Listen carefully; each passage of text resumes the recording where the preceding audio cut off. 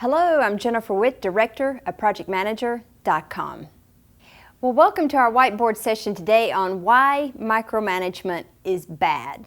So, you know me, I like to go to my good friend Google just to see what does this term really mean, because as we know, there are sometimes terms that get misused. So I want to start with a good definition of what micromanagement is, or what the term micromanage means. So when I went to Google, one of the most favorite ones I found was out of Yahoo. It was determined the most favorite for all of the viewers who had looked at it. But it's a person who is controlling and has to have their hands into everything.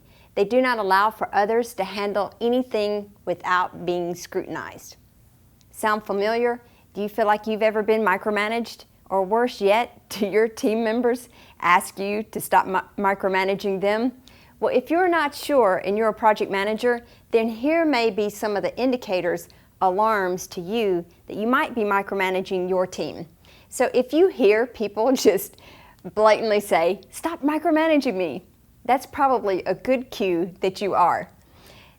Also, if you are the ones who are always asking, "What are you doing all day?" to your team members, or if you ask every hour the same questions over and over again, like, "Are we there yet? Are we there yet? What's the status? What's the status now?" If you pick holes in everything that someone does, if you take work back and finish it yourself, and you do not allow for others to make decisions without consulting you first. Well, if these sound familiar, again, these may be indicators or alarms that you're micromanaging. We want to look at what are the results of that. Why is this bad? Well, we as project managers, we like process, right? So let me just lay out a simple process for you and show you what the end result is. So if you micromanage, just say one person, there's a person that you micromanage. Number one, it destroys their self-esteem.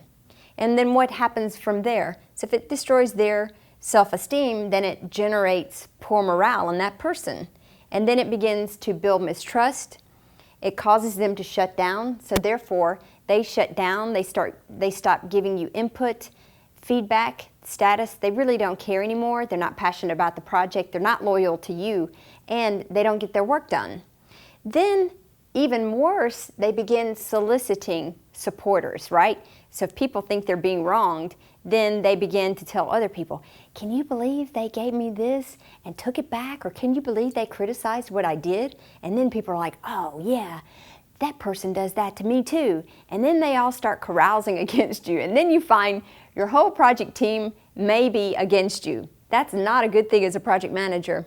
That destroys your credibility as a project manager, and then things really don't get done. And what happens from there? The ultimate result becomes a dysfunctional team and a failed project. So that, my friend, is what I found in my own experience for not only myself, but other project managers I work with, why micromanagement is bad. If you need a tool that can help you manage your task instead of your team, then sign up for our software at ProjectManager.com.